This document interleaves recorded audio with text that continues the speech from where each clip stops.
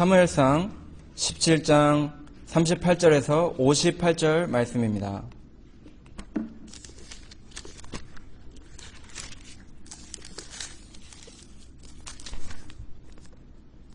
(437페이지) 구약전서 437페이지에 있습니다. 사무엘상 17장 38절부터 제가 봉독하도록 하겠습니다. 이에 사울이 자기 군복을 다윗에게 입히고 노투구를 그 머리에 씌우고 또 그에게 갑옷을 입히매 다윗이 칼을 군복 위에 차고는 익숙지 못함으로 시험적으로 걸어보다가 사울에게 고하되 익숙지 못하니 이것을 입고 가지 못하겠나이다 하고 곧 벗고 손에 막대기를 가지고 시내에서 매끄러운 돌 5을 골라서 자기 목자의 제구 곧 주머니에 넣고 손에 물매를 가지고 블레셋 사람에게로 나아가니라. 블레셋 사람이 점점 행하여 다윗에게로 나아오는데 방패든 자가 앞섰더라. 그 블레셋 사람이 둘러보다가 다윗을 보고 업신여기니 이는 그가 젊고 붉고 용모가 아름다움이라. 블레셋 사람이 다윗에게 이르되 내가 나를 개로 여기고 막대기를 가지고 내게 나왔느냐 하고 그 신들의 이름으로 다윗을 저주하고 또 이르되 내게로 오라 내가 내 고기를 공중의 새들과 들짐승들에게 주리라. 다윗이 블레셋 사람에게 이르되 너는 칼과 창과 단창으로 내게 오거니와 나는 만군의 여호와의 이름 곧 내가 모욕하는 이스라엘 군대의 하나님의 이름으로 내게 가노라. 오늘 여호와께서 너를 내 손에 붙이시리니 내가 너를 쳐서 내 머리를 베고 블레셋 군대의 시체로 오늘날 공중의 새와 땅의 들짐승에게 주어 온 땅으로 이스라엘의 하나님이 계신 줄 알게 하겠고 또 여호와의 구원하심이 칼과 창에 있지 아니함을 이 무리로 알게 하리라. 전쟁은 여호와께 속한 것인즉 그가 너희를 우리 손에 붙이시리라. 블레셋 사람이 일어나 다윗에게로 마주 가까이 올 때에 다윗이 블레셋 사람에게로 마주 그 항우를 향하여 빨리 달리며 손을 주머니에 넣어 돌을 취하여 물매로 던져 블레셋 사람의 이마를 치매 돌이 그 이마에 박히니 땅에 엎드러지니라. 다윗이 이같이 물매와 돌로 블레셋 사람을 이기고 그를 쳐 죽였으나 자기 손에는 칼이 없었더라. 다윗이 달려가서 블레셋 사람을 밟고 그의 칼을 그 집에서 떼어내어 그 칼로 그를 죽이고 그 머리를 베니 블레셋 사람들이 자기 용사의 죽음을 보고 도망하는지라. 이스라엘과 유다 사람들이 일어나서 소리 지르며 블레셋 사람을 쫓아 가이와 에그론 성문까지 이르렀고 블레셋 사람의 성한 자들은 사하라임 가는 길에서부터 가드와 에그론까지 엎드려졌더라. 이스라엘 자손이 블레셋 사람을 쫓다가 돌아와서 그들의 진을 노략하였고 다윗은 블레셋 사람의 머리를 예루살렘으로 가져가고 갑주는 자기 장막에 두니라. 다윗이 블레셋 사람을 향하여 나감을 사울이 보고 군장 아브넬에게 묻되 아브넬아 이 소년이 네 아들이냐. 아브넬이 가로되 왕이여 왕의 사심으로 맹세하옵나니 내가 알지 못하나이다 하매 왕이 가로되 너는 이 청년이 누구의 아들인가 물어보라 하였더니 다윗이 블레셋 사람을 죽이고 돌아올 때에 블레셋 사람의 머리가 그 손에 있는 채 아브넬이 그를 사울의 앞으로 인도하니 사울이 그에게 묻되 소년이여 누구의 아들이뇨. 다윗이 대답하되 나는 주의 종 베들레헴 사람 이새의 아들이니이다. 아멘. 오늘 말씀의 제목은 골리앗을 무찌른 다윗. 골리앗을 무찌른 다윗이라는 이 제목을 가지고 함께 은혜를 나누고자 합니다. 다윗은 이스라엘 왕국을 통일 왕국을 만들어서 가장 번영했던 이스라엘을 만들었던 이스라엘의 제 두 번째 2대 왕입니다. 첫 번째는 초대는 사울이고 그 다음에는 이 다윗이 두 번째로 왕이 되어 역사에 남을 만한 하나님의 영광을 나타내는 예루살렘 성전과 여러 성들을 지은 왕이 바로 다윗입니다. 이 다윗이 처음에는 주목을 받지 못했습니다. 여기 오늘 말씀 끝쪽에 보니까 사울이 이 다윗을 이름을 물어보고 있습니다. 이게 누구냐 이렇게 물어보고 있는 것입니다. 처음에 주목받지 못하던 다윗이 이 주목받기 시작한 바로 이 시작점이 바로 이 골리앗을 무찌른 이 다윗의 전투였다는 것입니다. 근데 이 골리앗이 누군가 하면은 이 골리앗이 보통 장수가 아니라는 것입니다. 골리앗은 이 완전무장한 이 최고의 용사로서 그 누구도 범접하지 못할 힘과 그 키, 그리고 그 힘, 또 많은 이 갑옷들, 이것을 아무나 다룰 수 없는데 이 골리앗은 아주 능수능란하게 이것을 다루기 때문에 쉽게 앞으로 나갔다가는 한 방에 나가 떨어져 죽게 되겠구나, 이렇게 생각하는 거 보니까 사람들이 나갈 수가 없는 것입니다. 근데 여기서 한 소년이 등장해서 나가는데 고작 갖고 나가는 것이 이 물매와 막대기를 가지고 저 완전한 챔피언 용사를 싸우러 나간다고 나오고 있다는 것입니다. 이 골리앗이 이 영어로는 챔피언이라고 되어 있는데, 챔피언이 모든 라이벌들을 이 적군들 또는 경쟁자들을 다 물리치고 우뚝 선 이 승리자, 이런 뜻이 있습니다. 그러니까 뭐 블레셋 군대들 중에 뭐 용사들끼리 힘겨루기도 했을 것이고, 또 여기 블레셋 이 군대의 수장으로서 자기가 내가 너를 잡아가지고 이 새들이나 이 짐승들에게 먹이로 던져주겠다, 이런 아주 무서운 말들을 하는 거 보니까 평소에 웬만한 짐승 같은 것들은 그냥 뭐 맨손으로라든지 이 칼을 가지고 많이 잡아보고 이런 사냥꾼, 이런 것을 우리가 간접적으로 볼 수 있는 것입니다. 그럼 이 골리앗을 무찌른 다윗이 참으로 위대한데, 그 골리앗이 만약에 키도 작고 힘도 약하고 또 다윗처럼 그냥 목동 출신으로 아주 그냥 이쁘장하게 생긴 그냥 소년이었다면 사람들이 다윗을 또 높여주지 않았을 텐데, 그렇지 않다는 것입니다. 이 골리앗 키가 무려 이 6규빗 위에 한 뼘, 한 3m 정도 되는 아주 거인입니다. 우리가 가끔 NBA 농구 선수들 보면 2m 넘는 선수들은 좀 종종 있지만 3m 넘는 이런 사람은 제가 알기로는 기네스북에서도 아마 찾기 힘든 것으로 알고 있습니다. 이 키가 3m 되고 또 노투구를 썼습니다. 놋은 그 어떤 것에도 잘 깨지지 않는, 그 예수 그리스도가 이 놋제단에 비유됐는데, 그 놋이 불에도 견딜 수가 있습니다. 다른 것들은 이 불이 세지면은 불을 견디지 못하고 녹아내린다든지 상하는데, 이 놋은 아주 강력하기 때문에 불에도 견딜 수 있는 아주 강력함을 가지고 있기 때문에 예수 그리스도가 그것처럼 강력하게 그 불심판같이 무서운 십자가를 이기고 승리하시는 그런 모습을 보여줄 때도 놋을 사용했는데, 이 놋이 그렇게 강하다는 것입니다. 그 노트구가 근데 무거워서 잘 안 쓰고 다른 사람들은 보통 딴 거 쓰는데, 이 사람은 힘이 있기 때문에 이 노트구를 잘 쓰고 또 이 비늘갑옷을 입었습니다. 여기서는 어린갑이라 그랬는데, 이 비늘갑옷이 뭐냐면은 이렇게 고리고리, 이 쇠가 이렇게 고리처럼 이렇게 해가지고 비늘처럼 이렇게 내려 있는 것인데, 용사들이 그것을 입으면은 이 칼이 그것을 뚫고 들어오기가 힘이 듭니다. 이 비늘갑옷 무게가 무려 57kg입니다. 57kg이면 뭐 조금 날씬한 남자분의 몸무게가 한 57kg 되는데, 그것을 짊어지고 있는 것입니다.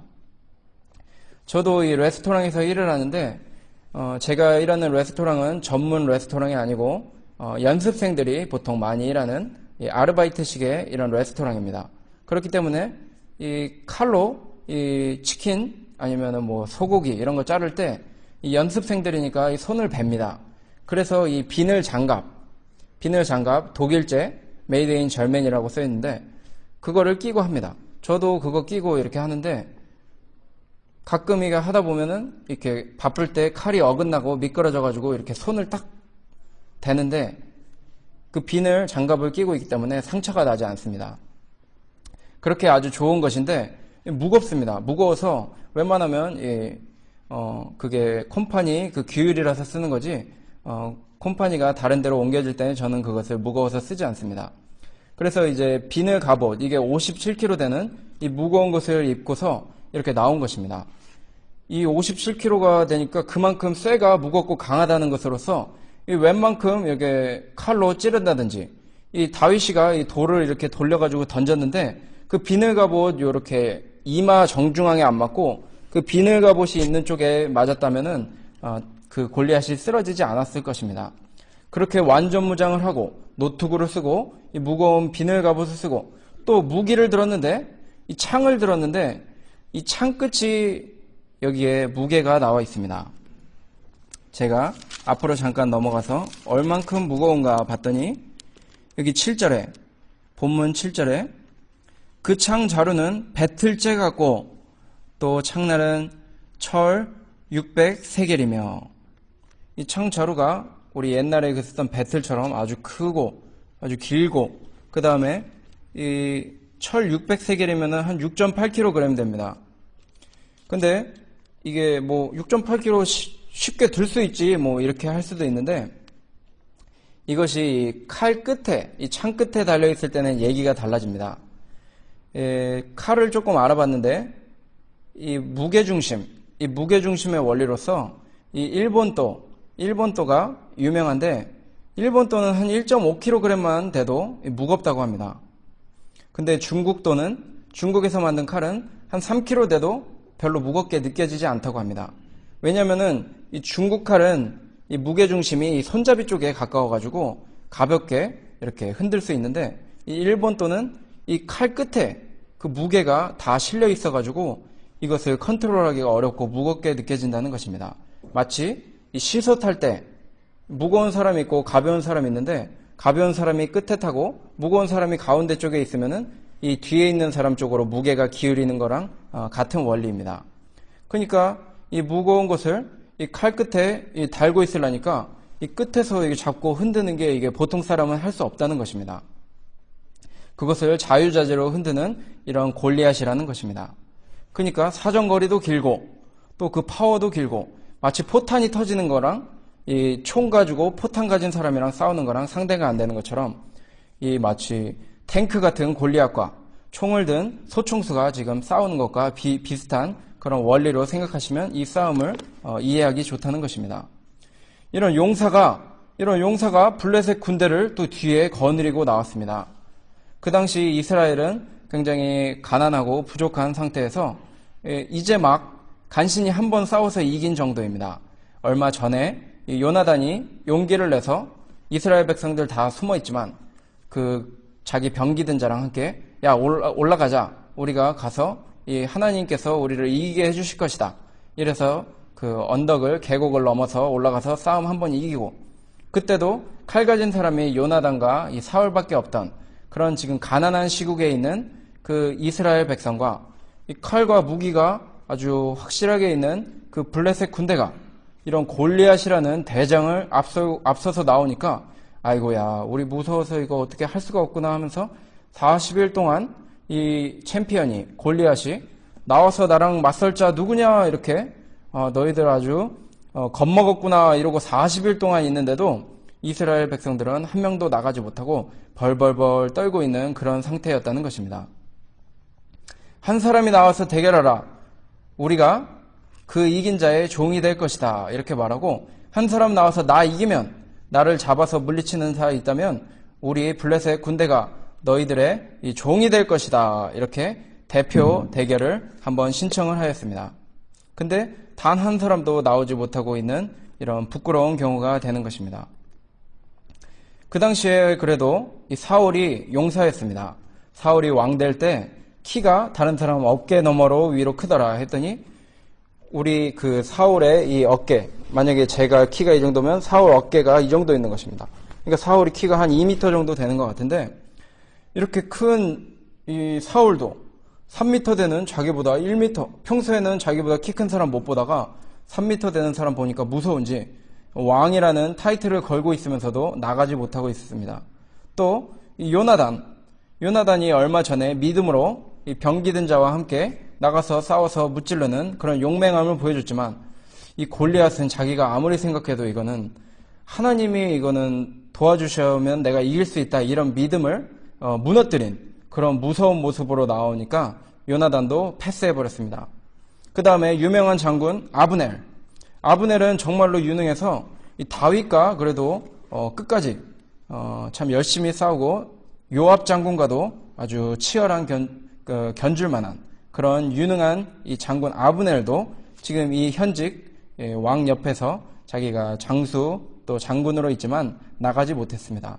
또 이 다윗의 세 형들이 여기 이제 읽다 보면 나올 텐데 그 형들도 나가지 못하는 그런 이 무서운 상황에 벌벌 떨고 있는 마치 오합지졸과 같은 그런 이스라엘 백성들의 모습을 보여주고 있다는 것입니다. 그때 이제 이 다윗을 그 아버지 이새가 이제 가서 알아보라 해서 그 알아보는 장면이 여기 17절에 나옵니다.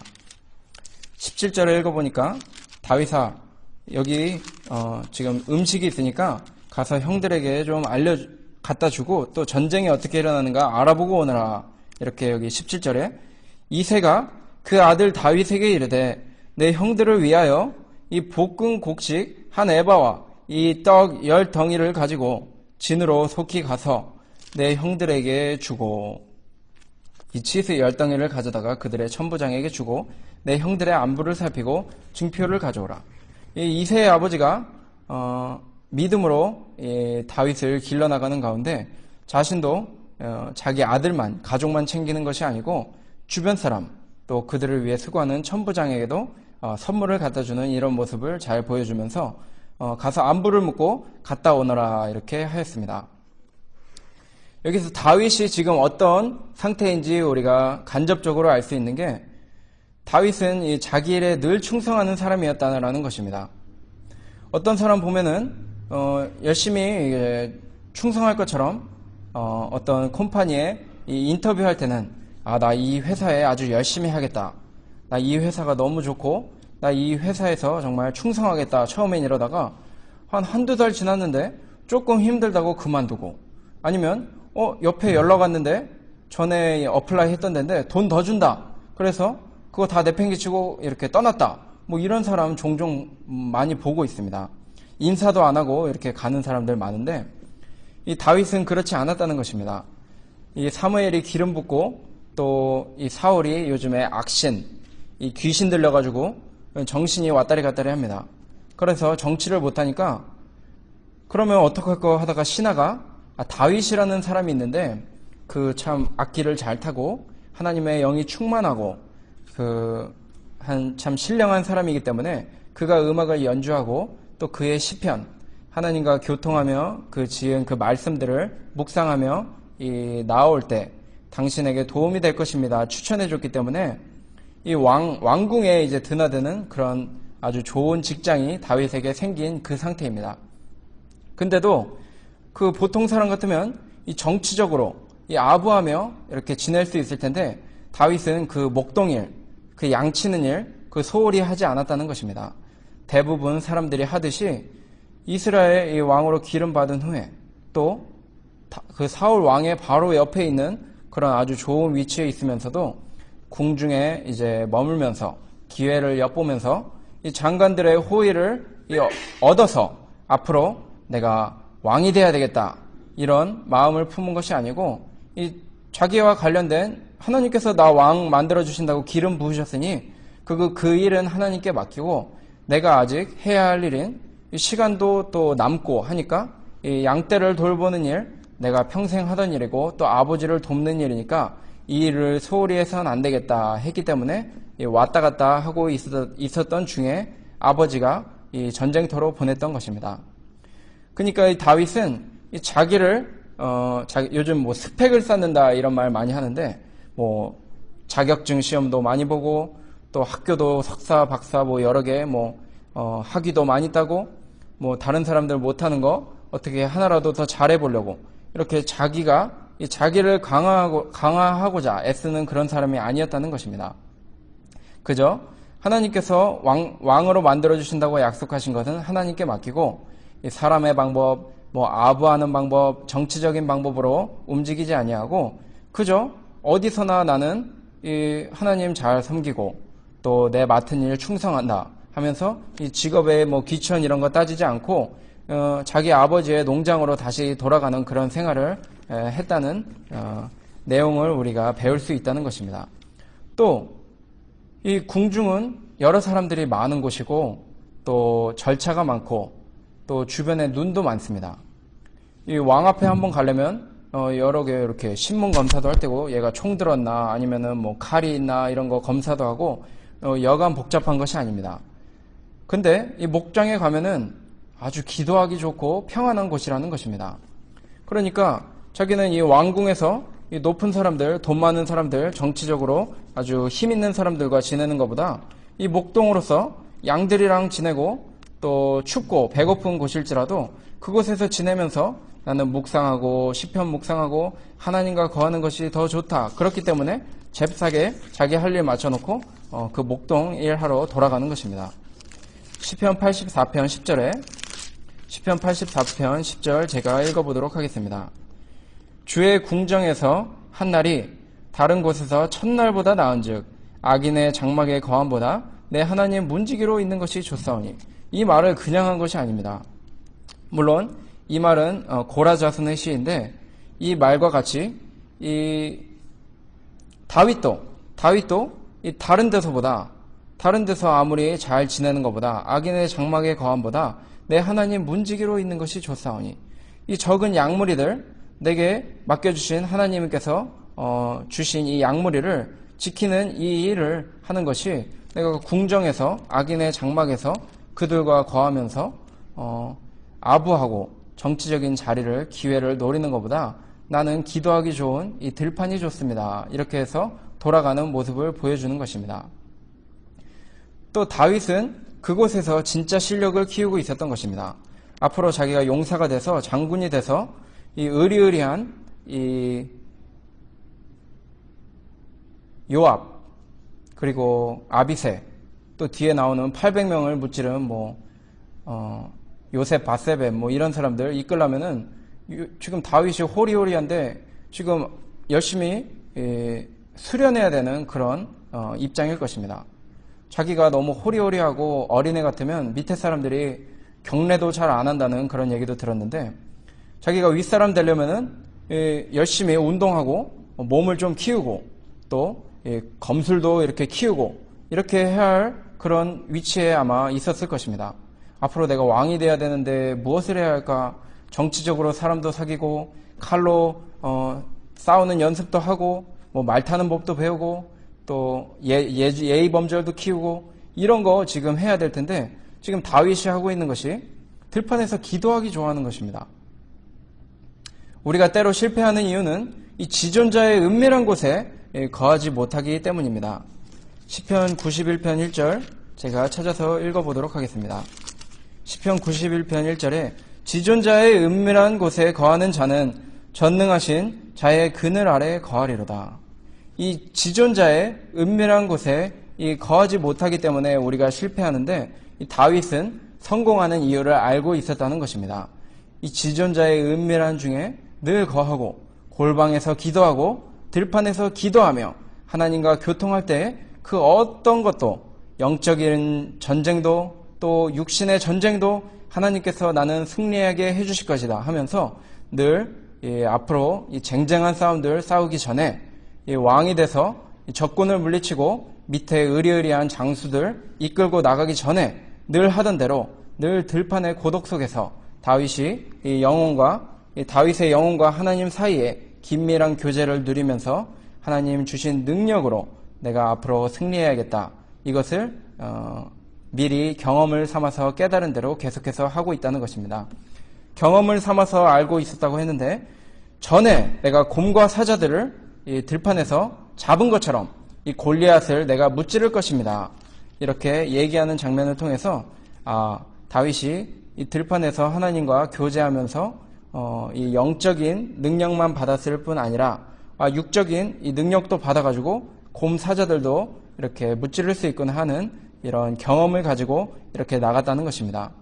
이 믿음을 잘 단련하면서 있다 보니까 갑자기 툭 튀어나와가지고 어쩌다가 싸워서 이긴 것이 아니고 전에 이미 늘 기도하고 하나님의 능력을 의지하면서 곰과 사자들 이것을 죽인 경험을 가지고 나왔기 때문에 더 확실하게 승리할 수 있었다는 것입니다. 이렇게 믿음은 자기 부인하고 매일 자기 십자가를 지고 이 하나님 아는 것을 대적하여 높아진 것을 무너뜨려 그 모든 생각을 그리스도께 복종케 하는 것이라고 고린도후서 10장 5절에 기록되어 있습니다. 우리가 내가 앞으로 성공하려면 이렇게 해야겠다 저렇게 해야겠다, 이번에 인터뷰가 있는데 내가 그 인터뷰 면접관이 그 신상을 잘 알아봐가지고 그 사람이 뭘 좋아하는지, 그 사람이 어떤 경력을 갖고 있는지 해서 비슷하게 아부해가지고 내가 합격해야겠다, 이런 꼼수를 쓰는 것이 아니고, 이 믿음은 자기를 부인하고 어떻게 하면 하나님 앞에서 내가 바로 설까, 하나님의 나라를 잘 세워볼까, 하나님이 무엇을 기뻐하실까, 또 하나님의 이 왕국이 건설되어 나가는데 어디서 이 마귀가 또 마귀의 종들이 설치는가, 그것을 내가 그리스도께 복종시켜야겠다, 이런 믿음을 가지고 나아갈 때 이 은밀한 준비하는 가운데 이 공적인 자리에서도 승리하는 그런 모습을 우리가 다윗을 통해 배울 수 있는 것입니다. 누가복음 6장 12절에도 주님 늘 기도하셨다는 것입니다.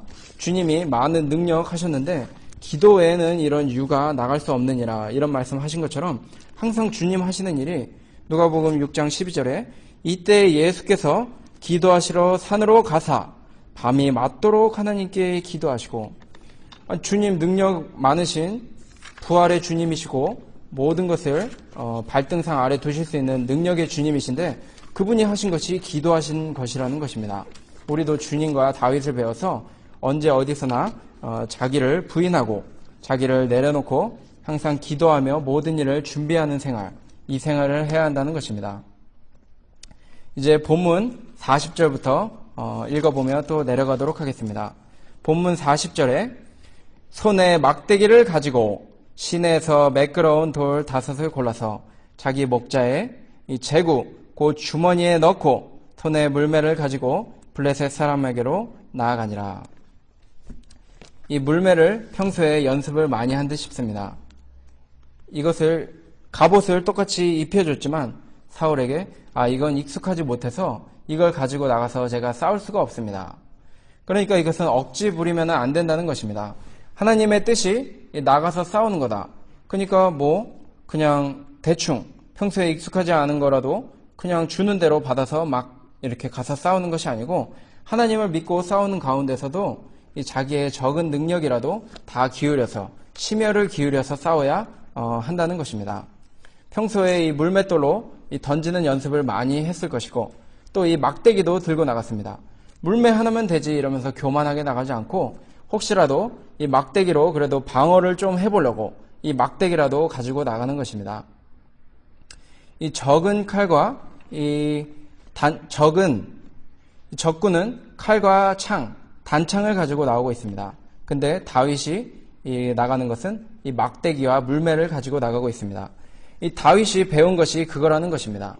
다윗이 그동안 배워왔던 것이 그것이기 때문에 그것을 가지고 나가서 싸우면 하나님께서 이제 처리해 줄 것이다. 이제 믿고 나가는 것입니다. 우리가 갖고 있는 이 적은 능력 주님께서 쓰는 거 기뻐하시고 그럴 때 하나님께서 문을 열어주신다고 요한계시록 3장 8절에 기록해 놓으셨습니다. 요한계시록 3장 8절 볼지어다 내가 내 앞에 열린 문을 두었으되 능히 닫을 사람이 없으리라. 내가 내 행위를 아노니 내가 적은 능력을 가지고도 내 말을 지키며 내 이름을 배반치 아니하였도다. 내 앞에 열린 문을 두었으되 이 문을 열어주셨는데 왜냐하면은 내가 적은 능력을 가지고도 내 말을 지키며 내 이름을 배반치 아니하였도다. 이 적은 능력, 마치 막대기 물맷돌같이 다른 사람 보기엔 보잘것없지만 자기가 할 수 있는 최선을 다하고 나머지는 하나님께 맡기면 승리하게 해주신다는 것입니다. 이 강해서를 처음으로 한국에서 완판하신 이 박윤선 박사님, 박윤선 박사님이 이 하신 일이 처음에 미국에 가서 내가 신학교 공부하는 것이 하나님 뜻인데 지금 가서 공부해서 한국에 복음 전하는 일에 내가 동조해야겠는데 어떻게 할까 하다가 이제 비자 받는 문제로 대사관에 갔습니다. 근데 그 당시에는 이 한국이 가난하고 못 사니까 와서 눌러 앉아 살까봐 이 비자를 잘 내주어 주지 않았다고 합니다. 그래서 그 대사관 인터뷰하시는 분이 당신이 이 학교를 마치고 거기 눌러 앉을지 아니면 돌아올지 내가 당신을 어떻게 믿을 수 있겠습니까? 그 증거가 무엇입니까? 이렇게 물었다고 합니다. 그때 박윤선 이 박사님이 그 대사에게 씩 웃으면서 선생님이 아시지요? 이렇게 대답했다고 합니다. 뭐 낼 건 없고 뭐 우리 집안이 돈이 많습니다. 아니면 그건 걱정하시지 마시오. 제가 대통령을 잘 압니다. 뭐 이런 걸 한 게 아니고 선생님이 아시지요? 이렇게 대답함으로써 날 보십시오. 선생님 내 앞에 있는데 제가 돌아올 사람 같습니까? 안 돌아올 사람 같습니까? 제가 정직한 사람 같습니까? 아닌 것 같습니까? 이렇게 그 선생님 앞에 이런 질문을 던져서 도장을 쾅 찍어줬다고 합니다. 그래서 공부를 잘 마치고 다시 한국으로 또 돌아오시고 많은 주석을 내셔서 후배 목사님들을 양성하셨는데 이렇게 우리가 보잘것없지만 우리가 할 수 있는 무언가를 하는 것입니다. 내가 비록 이 창이나 이런 갑옷 이런 건 다룰 줄 알지 못하지만 그래도 내게 선한 미소가 있다면 또 나에게 다른 사람을 이렇게 기쁘게 해주고 믿을 수 있게 해줄 수 있는 어떤 사랑의 이런 음성이나 이런 것이 있다면 이런 것을 최선을 다해서 쓸 때 하나님이 그 일을 형통케 해주신다는 것입니다. 이 다윗도 비록 보잘것없는 이런 물맷돌 그리고 이 막대기를 가지고 나가지만 이 작은 것이라도 이 나갈 때 주님께서 말씀하신 대로 볼지어다 적은 능력을 가지고도 내 말을 지키며 이러니까 문이 활짝 열리게 열어두셨다는 것입니다. 우리도 이 적은 능력 또 자기의 최선의 것을 전부를 다 기울여서 이것을 하나님께 위해서 쓸 때 우리가 보는 것은 인간 보기에는 적은 것뿐이지만 하나님께서 도와주시면 그 문을 활짝 열어주심을 믿고 자기가 가진 모든 것을 다 가지고 나가서 충성해야 한다는 것입니다. 이것은 내 싸움이 아니고 하나님 싸움이다.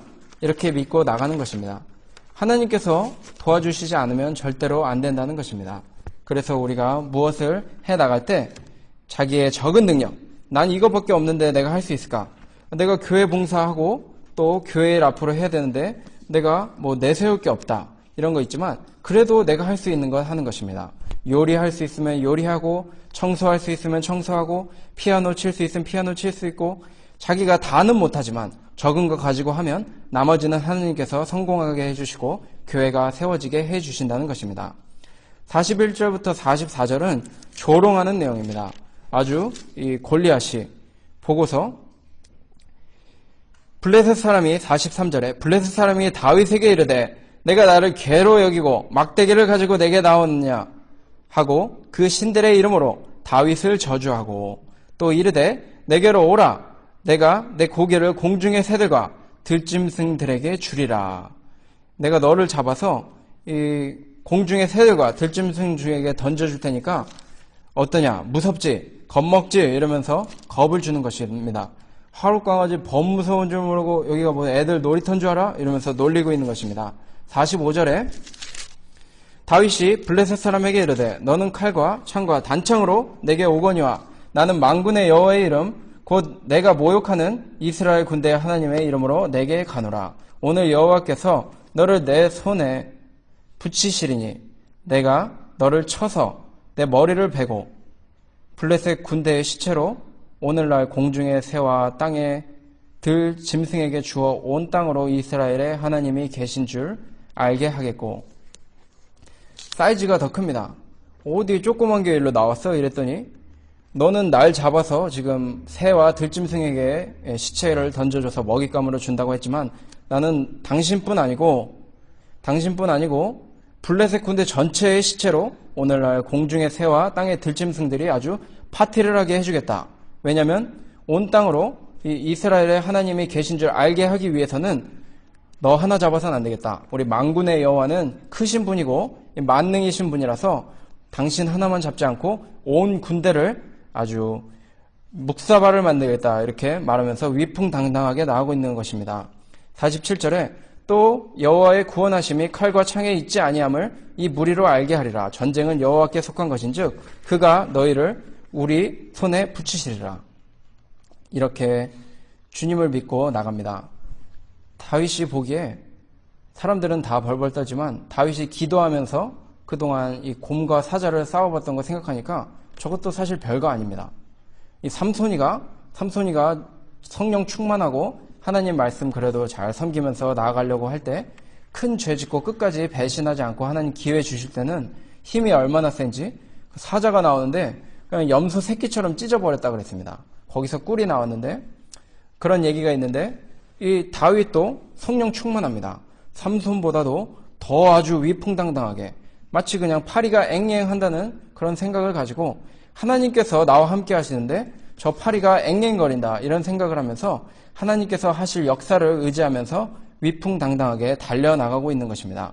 쭈뼛쭈뼛 무서워서 이렇게 눈치 보면서 아이고 잘못해서 나왔구나 어쩌다 나왔을까 떠밀려서 나온 그런 모습이 아니라는 것입니다. 49절에 달리면서 손을 주머니에 넣어 돌을 취하여 물매로 던져 블레셋 사람의 이마를 치매 돌이 그 이마에 박히니 땅에 엎드려지니라. 이마에 박혔는데 그 돌이 이마에 박힐 정도로 힘이 셌다는 것입니다. 근데 달리면서 쏜 것이 이게 아무리 명사수라도 보통 이 스나이퍼라 그러는데 어디 숨어서 사람 저격해서 한 명씩 잡는데 뭐 옛날에 2차 세계대전 때 뭐 러시아 군대 중에 소련군 중에 제일 잘한 사람이 한 250명 그 소총수 저격수로서 한 250명 잡았다 그러는데 꼭 이 숨어서 아주 숨도 안 쉬면서 이 낙엽이 팔랑이는 그런 팔랑함도 없이 아주 조용하게 있다가 쏩니다. 그렇게 쏴야 맞을까 말까 한 그런 것입니다. 근데 이 다윗은 총도 아니고 이 돌아가는 물매를 달리면서 쐈다는 것입니다. 달리면서 쐈는데 이 맞추기 참 힘든 그 상황에서 이 딱 박힌 것은 물론 연습도 했지만 하나님께서 해줬다는 것입니다. 축구 제일 잘하는 사람들 요즘에 몰려가지고 유로 2020이나 뭐 저쪽 아메리칸컵 했는데 이 페널티킥 그 넓은 관역에다가 그거 축구공 큰 걸로 이렇게 때려 넣었는데 절반은 못 넣습니다. 절반 넣고 절반은 못 넣고 축구 세상에서 제일 잘하는 사람 모아놨는데 젊은 그 패기 넘치는 사람들이 그걸 못 넣습니다. 이런 거 보면 이 조그만 이 물맷돌이 또 날카롭게 간 것도 아닙니다. 그 냇가에 가보면은 돌이 다 동그랗지 이렇게 무슨 창처럼 이렇게 뾰족한 그런 돌을 잘 찾기 힘듭니다.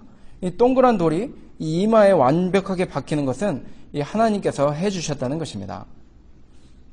우리가 무슨 일 할 때 하나님 믿고 나가야지 내가 잘한다 해서 나갔다가는 큰 코 다친다는 얘기입니다.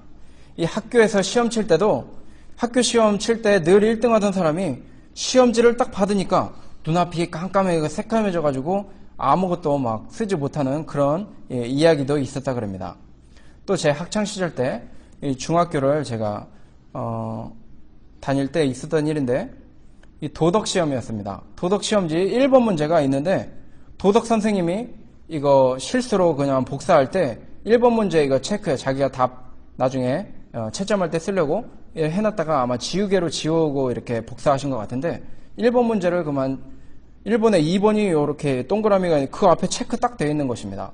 그래서 학생들이 여기 답이 찍혀 있습니다. 막 그 감독 선생님한테 손 들고 막 이런 얘기도 했는데 그 문제를 틀린 사람이 한 사람이 있는데 저희 반에 전교 1등 하는 여자 학생이 있었는데 그 학생이 틀렸습니다.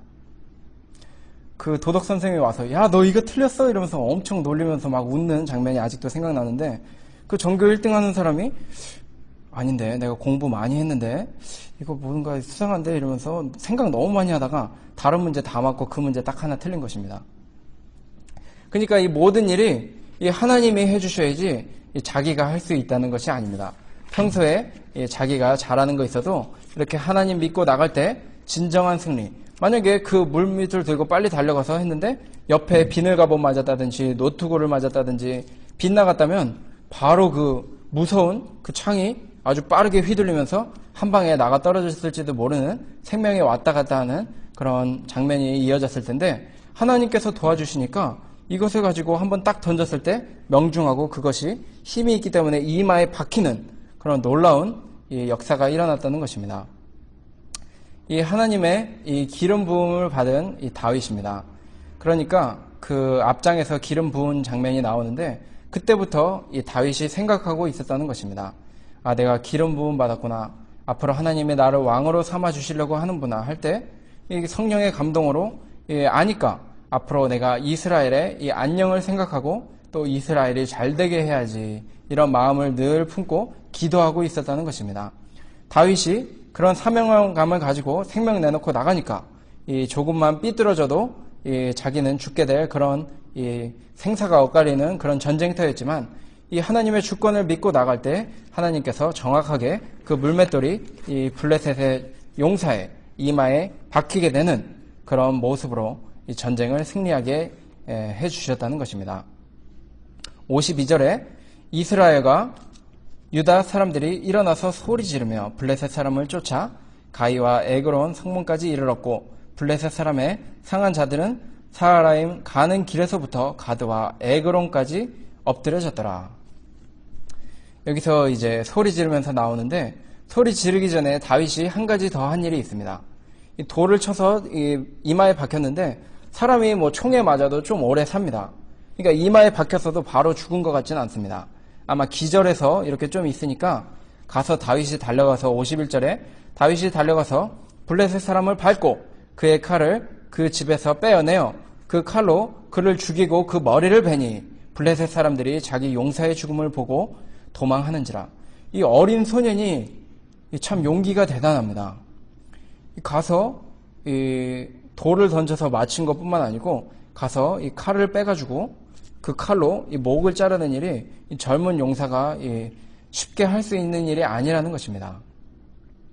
그 기드온의 아들이 있었는데, 기드온 아들 보고 아들아, 너 나는 이제 죽어가니까 앞으로 후계자 양성하는 그런 느낌으로 이 왕을 네가 죽여라 했을 때 그 왕이 무서워서 하지 못하니까 할 수 없이 기드온이 다시 자기가 그 목을 베는 장면이 사사기에 나와 있습니다. 이런 거 보니까 이 용기가, 하나님의 주신 용기는 아무리 주변 사람들이 생각하기에 야, 어떻게 저럴 수 있을까 하지만 하나님이 주신 용기가 있어서 그것을 해나가는 사람은 이 악을 확실히 끝까지 무찌르고 이 끝장내는 아주 조금의 악의 모양도 남기지 않고 확실히 처분시키는 그런 용기와 또 결단력을 우리가 보고 배워야 한다는 것입니다.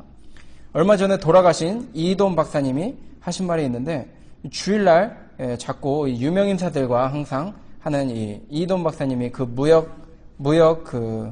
세계 무역센터 총재 이런 거 하신 분이기 때문에 주변의 정치인들이나 높은 사람들과 항상 미팅이 많고 만남이 많다는 것입니다.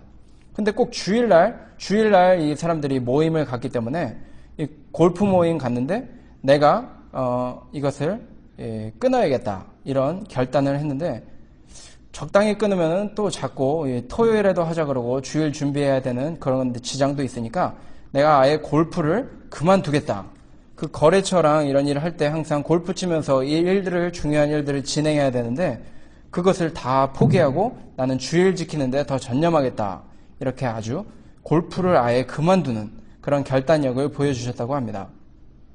그런 거 볼 때 우리가 이 어떤 악한 일, 내가 이런 악한 습관이 있는데 그러면은 그거 딱 하나만 끊는 것이 아니고 그것으로 나를 자꾸 유혹시키는, 마치 옛날에 이 말목 자른 그 장군처럼 그 장군이 말이 나 술 다시는 안 먹겠다 이 맹세를 딱 했는데 그만 피곤해서 졸았는데 이 말이 딱 인도한 데가 깨어나서 보니까 술집이라는 것입니다.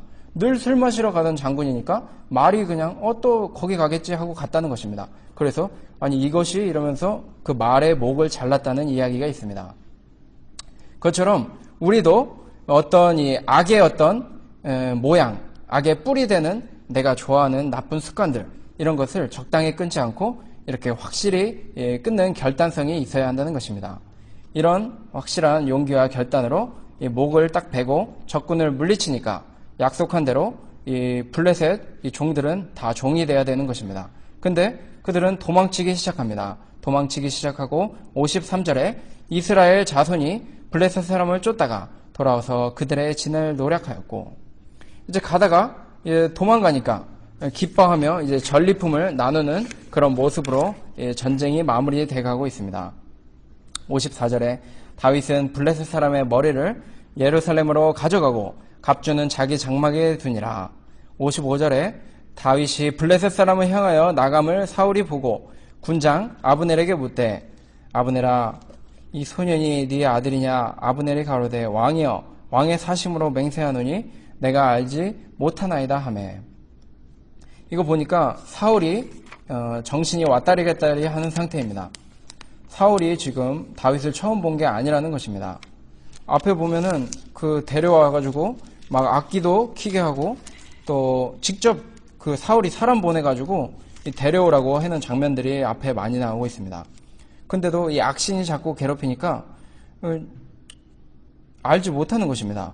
이 16장 19절에 사울이 이에 사자를 이새에게 보내어 이르되, 양치는 내 아들 다윗을 내게로 보내라. 자기가 직접 이렇게 한 말입니다. 또 21절에 다윗이 사울에게 이르러 그 앞에 모셔 섬에 사울이 그를 크게 사랑하여 자기의 병기든 자를 삼고. 인데 이 악신이 들리니까 이게 다윗을 자기가 미리 알던 사람인데 이게 아는 사람이 아니라고 착각해서 이것을 헷갈려서 모른다는 것입니다. 또 어쩌면 또 교만해서, 자기가 교만하기 때문에 이 어린아이들은 아예 상대도 안 합니다. 예수님한테 그 어린아이들이 와서 안아달라고 할 때 제자들이, 아니 어디 높으신 분 앞에서 어린아이가 와서 앵앵거려? 이러면서 쫓아냈습니다. 그때 예수님은 안아주셨는데 이 사울은 악하고 교만하니까 뭐 자기 필요할 땐 옆에서 악기도 연주하고 뭐 필요할 땐 쓰다가 뭐 그때는 뭐 자기 중요한 옆에 힘 있는 장군들이나 아브넬 이런 사람들 아니면 뭐 이름도 그냥 아주 쉽게 까먹고 아주 무시하고 이런 모습을 보였기 때문에 이렇게 큰 승리를 예상치 못한 가운데 이런 어린아이는 평소에 안중에도 없었던 그런 모습을 보여주었다는 것입니다. 우리가 이 주변 사람들 대할 때 사울처럼 항상 다른 사람을 무시한다든지 자기에게 필요한 사람만 기억하지 않고, 비록 부족해 보이더라도 저 사람이 믿음이 있다면, 저 사람이 하나님과 교제하는 사람, 기도하는 사람이라면 그분의 말을 신뢰하고 그 사람을 기억하고 그 사람을 소중히 여기는 일 계속해서 해야 한다는 것입니다. 57절에 다윗이 블레셋 사람을 죽이고 돌아올 때 블레셋 사람의 머리가 그 손에 있는 채 아브넬이 그를 사울의 앞으로 인도하니 사울이 그에게 묻되, 소년이여 누구의 아들이뇨? 다윗이 대답하되, 나는 주의 종 베들레헴 사람 이새의 아들이니이다. 자기 아버지의 이름을 높이고 또 작은 산골 베들레헴, 예수 그리스도가 태어나신 베들레헴을 높이고 이렇게 되었습니다. 우리가 하나님 믿고 승리할 때 우리가 올라가는 것이요, 교회가 올라가는 것이요, 내가 출신인 고향이 올라가는 것이고 우리 가정, 아버지, 어머니가 올라가는 것입니다. 우리가 하나님 의지해서 승리해서 주변 사람들에게 하나님의 영광과 우리 주변 사람들에게 사랑과 용기를 주는 그런 성도로 거듭나야 한다는 것입니다. 오늘 무엇으로 다윗이 승리하였습니까? 바로 기도로 승리하였다는 것입니다. 그 어떤 검을 연습하고 또 좋은 무기를 평소에 연습해서 나가서 싸운 것이 아니고 그냥 물맷돌 막대기 들고 주변 사람들 보기에 애들 장난인 데서 있었지만 그곳에서 기도하면서 하나님 말씀 묵상하면서 하나님과 교제하면서 주님의 영으로 나가서 승리했다는 것입니다. 오늘날 우리도 이 성령의 검, 또 말씀의 화살, 믿음의 방패, 여호와의 이름으로 나간다면은 항상 말씀대로 주님께서 승리하신 대로 우리도 그 말씀대로 승리하는 용사로 하나님께 영광을 돌리는 아름다운 다윗의 모습을 보여줄 수 있을 것입니다. 그런 용사로 거듭나시기를 늘 기도로 준비하시고 골방에서 준비하셔서 그 빛을 땅끝까지 환하게 비추시는 사랑하는 성도님들 되시기를 주님의 이름으로 소원합니다. 기도하고 마치도록 하겠습니다.